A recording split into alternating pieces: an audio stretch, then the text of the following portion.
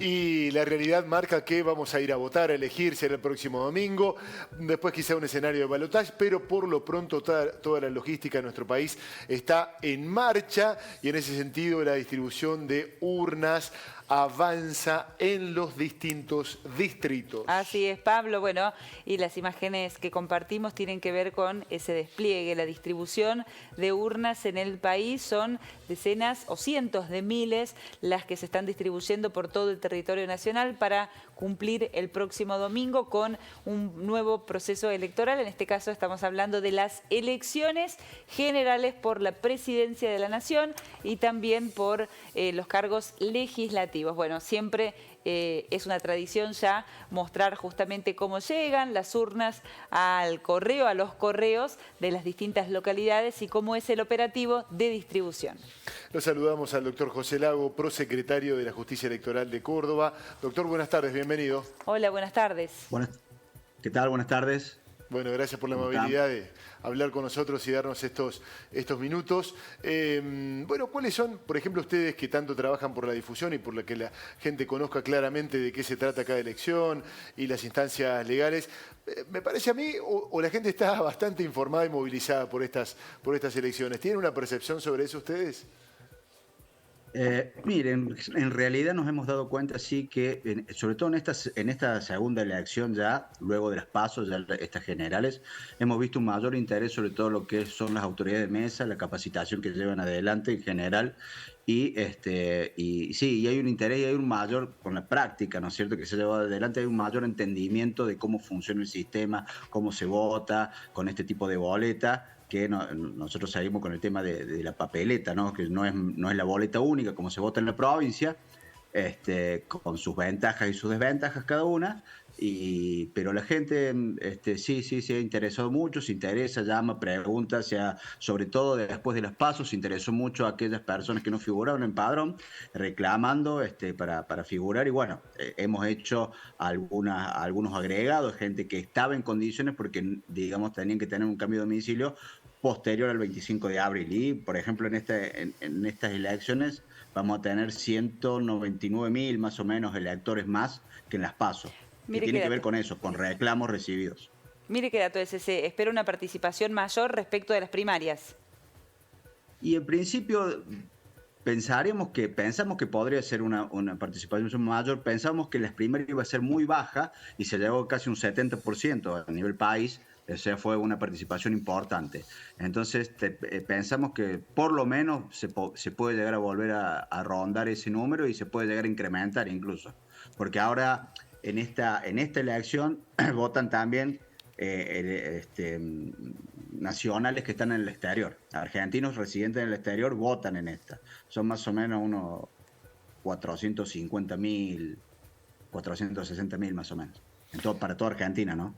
Bien. Doctor, cuando se deciden los escenarios de balotaje o no, sea por la diferencia entre el primero y segundo, sea porque el primero supera el porcentual que se le piden, ¿qué incidencia tienen los votos en blanco? ¿Cómo se tienen en cuenta? ¿Cómo se contabilizan en esa ecuación? Lo que sucede es que para alcanzar el 40 o el 45% requerido son los votos válidamente emitidos. Son todos los votos que se cuentan, inclusive los blancos, porque son votos que se emiten válidamente, no son votos nulos, no son, sino que son los votos que se cuentan como tales. Votar en blanco es una forma de votar. Claro. Entonces el porcentaje incide en todo eso, pero no es, por ahí la gente piensa o hay eso que votar en blanco implica darle voto al que gana, y no es así. Claro. No se cuentan como número. No se cuenta como número para ningún partido, sino se cuenta como cantidad.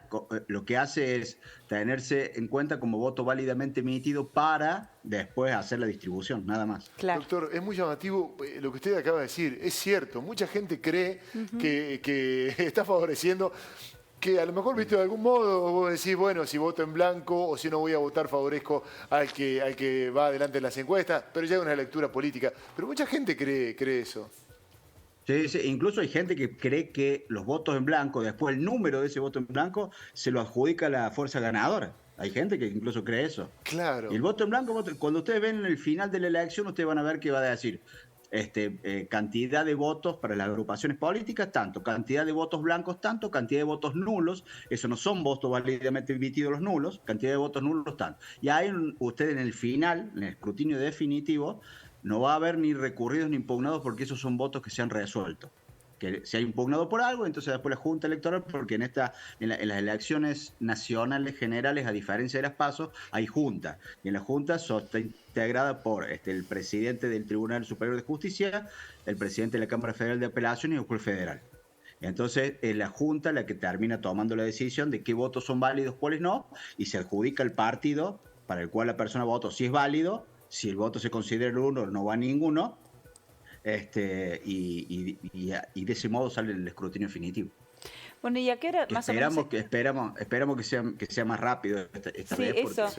¿Cuándo se van a conocer los datos oficiales? Bueno, datos oficiales por ley no se pueden conocer antes de las 21 horas. O sea, el Código Electoral establece 3 horas después.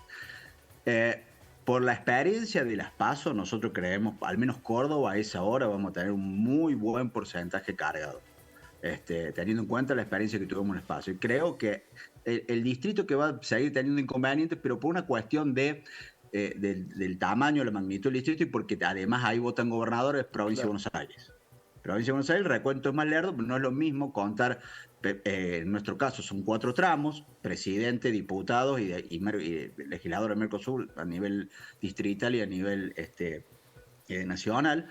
Y es más fácil contabilizar esos votos que cuando ya tienen gobernador y todo es un distrito más grande. Pero de todos modos va a ser mucho más ágil.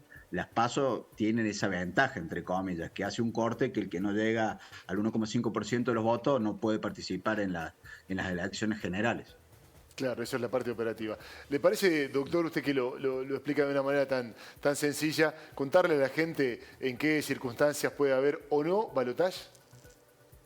Sí, el balotaje se va a dar, gana en primera vuelta quien obtiene el 40% de los votos con una diferencia de más de 10 puntos con el segundo. Ese es un escenario. Y el otro escenario es obtener más del 45% de los votos sin interesar la diferencia que tenga con el segundo. Claro. Si no sucede eso, si se repite más o menos la misma ecuación que sucedió en las PASO, que aproximadamente saca un 30% cada uno, un poquito más, un poquito menos, digamos las tres principales fuerzas, ¿no?, que compitieron en PASO, en ese caso sí se va a un balotaje entre los dos primeros que se llevaría a cabo el 19 de noviembre. Bien, ¿hay que volver a chequear el padrón o se vota en la misma escuela? En principio, si hay balotaje, va a ser exactamente igual. No hay tiempo de modificar absolutamente nada, porque incluso nosotros trabajamos a una velocidad donde tenemos que estar desarmando una elección y armando otra en manera paralela. Es bastante complejo en un mes hacer las dos cosas al mismo tiempo, pero bueno, lo establece la ley y de algún modo lo hacemos, ya lo hicimos. Pero no hay diferencia en el padrón de lo que se va el próximo domingo con el balotaje. Sí, como hay 200.000 aproximadamente más inscriptos, no estaría mal que la gente cheque el padrón. ¿Por qué? Porque al haber más inscriptos se va corriendo y entonces puede ser que o le cambio si era la última mesa del colegio, en una vez se le cambió hasta la de la escuela. Porque si votaba, por ejemplo, son 350 electores por mesa. Si yo estoy en el lugar 350 de la última mesa de mi escuela y si me agregó gente, terminé en la próxima mesa, quizá como elector número 7, pero ya me cambiaron de colegio. Claro. Entonces, sí, es muy simple verificar si se vota en la misma escuela, fundamentalmente en la misma escuela. Porque si me mueven de mesa, bueno, ya estoy en la escuela y me voy a ir del lado. En este marco también suele ocurrir que la cantidad de votantes es mayor en las elecciones generales que en las PASO. ¿Sienten otro nivel de compromiso y de convocatoria? Sí, suele ocurrir que sube el porcentaje. Sí, en las generales porque las PASO no causan estado. Es decir, es como una interna que se organiza. Se organiza a nivel nacional para que se decida quiénes son los candidatos. Pero acá, incluso, otra cuestión, cuando voten a diputados el domingo, cuando voten a diputados, parlamentarios del Mercosur, ahí no hay segunda vuelta. Esos son los definitivos. Es porcentaje cierto. que salga de ahí, eso es definitivo. La segunda vuelta es solo para la categoría de presidente y vicepresidente si no alcanzan los porcentajes que hablamos hace un rato. Es cierto O eso sea, y hace bien en subrayarlo porque ayer mismo hablábamos de esto, de que mucha gente no tiene en cuenta que eso es decisorio el próximo domingo y que esto es un dato, pasa que somos tan presidencialistas en nuestra estructura de análisis, los periodistas más que nada también, que no tenemos en cuenta esto. Mire, quiero hacer otra consulta. Las cuestiones del tiempo, porque se anticipa para el domingo un domingo lluvioso, ¿suelen impactar en la cantidad de gente que concurre a las urnas? Sí, impacta, sí, impacta. Impacta, nosotros siempre rezamos para que no suceda y nos impacta en la logística mucho. Hasta ahora estamos tranquilos porque la parte más compleja, digamos, todo el sur ya salió hoy, mañana sale el norte y nos quedan unas 1.700 urnas para el sábado, que queda Córdoba Capital y el Gran Córdoba. O sea que la logística siempre nosotros los días antes tememos que, porque también se nos complica. Pero sí, la gente por ahí baja un poco la cantidad de votantes pero sobre todo cuando llueve, digamos, son tormentas fuertes, no cuando hay una lluvia débil o por ahí Lo que sí, la gente que sepa que votar es una obligación, que hay multa por no votar, perdón, hay multa por no votar, y no solo eso, sino que, por ejemplo, no se pueden ejercer cargos públicos o empleos públicos durante 3 años, no se pueden iniciar ningún trámite ante organismos nacionales, municipales o provinciales por 1 año. O sea, votar en nuestro sistema y hasta ahora, votar no es solo un derecho, sino es una obligación. Sí. Lo mismo que las autoridades de mesa. Doctor, yo quiero preguntar, porque ustedes siempre están amables con nosotros, ya saliendo de la formalidad de la elección del domingo, hacer una consulta, si se debate, si se habla, si usted lo ve hacia el futuro, la posibilidad del cambio en el modo de la elección, en esta lista sábana, en esta boleta, un avance hacia lo electrónico. ¿Se habla de eso? ¿Está en debate? ¿Lo tenemos en el horizonte? El año 2022, creo que fue, ingresó un proyecto por diputados para la boleta única. Sí. Y no se aprobó. Por supuesto que agilizaría mucho, se ahorraría mucho dinero en la impresión de boletas, porque la imprimiría el Estado. Nadie robaría boletas. Por ejemplo, hay lugares donde quizás se roban las boletas, eso no existiría, no podrían faltar nunca. Y la diferencia con el voto electrónico y la boleta electrónica, que son dos cosas diferentes. El voto electrónico significa que yo voy a una máquina y voto, y a mí no me queda ninguna prueba de lo que hice. Eso hace muchos años en Alemania existía el voto electrónico y el Supremo Tribunal alemán lo declaró inconstitucional porque no le dejaba al elector ninguna constancia de que había votado. Eso es el voto electrónico. En tanto, la boleta electrónica también se vota electrónicamente, pero hay un doble control porque me imprime lo que yo voté y entonces yo solo doblo y lo ingreso en la urna. Entonces yo voy a tener por un lado lo que suma la computadora y por otro lado el presidente Mesa cuenta los votos. Entonces, digamos, un sistema paralelo.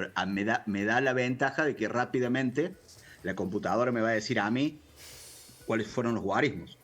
Pero, por otro lado, tengo una cierta tranquilidad que el presidente Mesa va contra eso. Por supuesto que puede suceder lo que pasó en la Cava la última vez, que fallaron las computadoras, las máquinas, y ahí sí, es muy complejo. Son cuestiones. Nosotros tenemos un territorio muy grande, deberíamos tener conexión en todos lados. No es fácil la parte electrónica. Sí, la boleta única. La boleta única sí. Ventajas. Es halagada en todos lados. Sí, bueno, en Córdoba hemos tenido un antecedente no tan favorable también con esto de la conectividad en las elecciones de gobernador. Doctor, la amabilidad siempre se agradece como corresponde. Gracias por su tiempo. Buenas tardes, muchas gracias a ustedes. Adiós, muy amable. Hasta luego.